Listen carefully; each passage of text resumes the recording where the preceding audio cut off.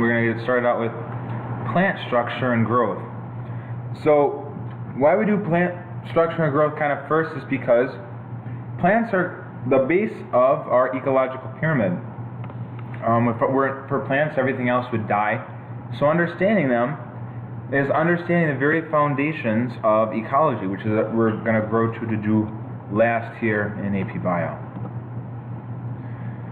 So in a plant, just like in a body, an animal body, there are systems and there are tissues. So plants have tissues and organs that specialize in doing specific functions. In general, there are 4 primary plant systems: roots, shoots, leaves, and flowers. So flowers are the reproductive structures, kind of like the flower up here. These systems help the plants maintain homeostasis or stay alive. They take up CO2 for photosynthesis and water and nutrients from the soil, and they also help the plant stay anchored. They also help it get rid of oxygen and waste products and distribute resources from maybe the water that gets taken up through the roots gets distributed to the plants, to the flowers, the seeds, the roots, the shoots, and the waste products from every cell is expelled from the plant. Here is a picture of a plant, an anatomical diagram. You can see the shoot system is above ground and the root system is below ground. There's various parts of the plant anatomy to be kind of familiar with here on this picture that we'll go into a little bit more detail here in a second. So roots, shoots, and leaves. A root is an organ that has several important functions. Number 1, it anchors the plant. It keeps it standing upright from just flopping over. Plants need to be anchored to something. Can't really just float around. Other important part, they absorb minerals and water through the root hairs. So here is an example of roots in this plant. These hairs help to absorb minerals and water. Roots also can store carbohydrates. Think of potatoes. They're a root vegetable. They help store carbohydrates. They rely on the sugar produced via photosynthesis in the stems and the shoots to be carried there. They're living, they need those sugars, they can't produce it, they're underground, can't photosynthesize. In the stem is the upright portion. It allows the plant to grow upright towards the sun. And it has an alternating system of nodes. Nodes are the places in which leaves or buds break off from. And internodes, the long segments of stems in between the nodes. The buds, you can have apical buds on the top of the stem or auxiliary buds on the sides of the stem. These are where the leaves sprout out from. And the leaves are, like we had said, the main source of photosynthesis of energy. The leaf is the main photosynthetic organ.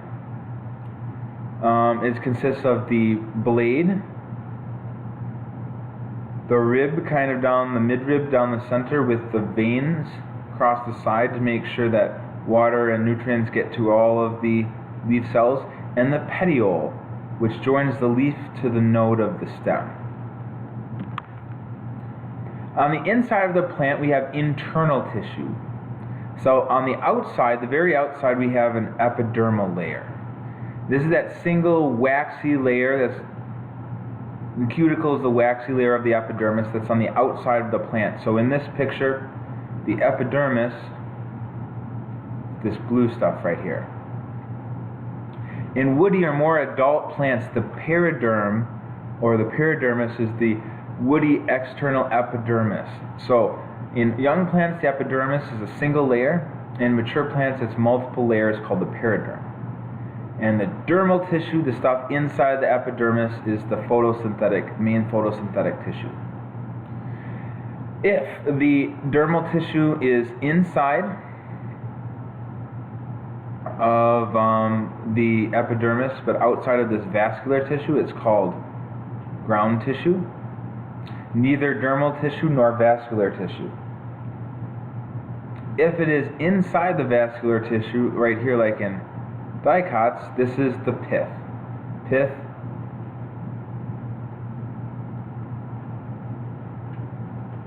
ground tissue.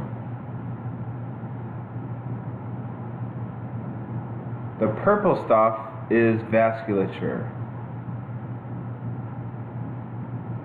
It consists of xylem and phloem. Phloem and xylem. Xylem is kind of the tall straw-like veins that carry water. These are dead cells. They're dead at maturity, only cell walls. And it allows water to go one direction, up from the root towards the shoot. And we'll talk about how that happens in a minute. Phloem, on the other hand, is composed of living cells that carry sugars. And the sugars can go either way. They might need to go up, farther up the plant, or down, like towards the roots. So phloem carries sugars, like glucose dissolved in water, and xylem carries water, only goes one direction, which is up. Plants can grow in two different ways. They can grow vertically, which is called primary growth, and primary growth happens from places called meristems. And they are perpetually embryonic, so they keep creating and differentiating new tissue. Apical meristems are at the very tops of our plants.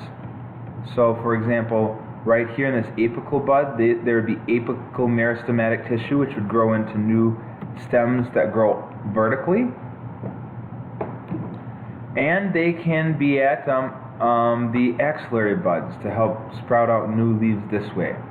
So apical and axillary meristems grow new shoots, buds, and leaves, and they're the only part of the plant that continually differentiates. They are responsible for primary or vertical growth. In roots, there's a root meristem that continues the root growing downward through the root cap. So that's how roots grow, is they have a primary meristem, apical meristem, that elongates the root, differentiates into new cell tissues of the root. And secondary growth, secondary is how the plant grows outwards or increases in diameter. Lateral meristems add thickness to woody plants, so make them grow outward. That's why young plants are small and older plants are bigger in diameter. It's those lateral meristems. There are two lateral meristems, the vascular cambium and the court cambium. The vascular cambium is a meristem that adds layers of vascular tissue, xylem and phloem. So, here's the vascular meristem right here, the vascular cambium. It creates new cells that differentiate into vascular phloem here on the outside in this direction, and vascular xylem here on the inside. So it produces new layers of vascular phloem and vascular xylem as it grows. The second type of lateral meristematic tissue is court cambium, which continually reproduces the dermal layer, like the bark, the periderm. That's what bark is, periderm. And so the court cambium is in between the oldest, the farthest reaching phloem, and then all the layers of bark of court here. And it produces, over time, more bark outwards in this direction. In this direction. This direction. Right. And here's an example of a root from the pericycle, which is an example of a root secondary meristem, growing a new root off the side, differentiating a new side root, or auxiliary root as it's called. From here's the root cross section, and over time you can see that root, secondary root, is growing bigger and bigger and bigger. Right, that's pretty much it here for the anatomy of plants. We'll kind of move on in class talking a little bit more about resource acquisition and getting familiar with some of those anatomical terms from plants.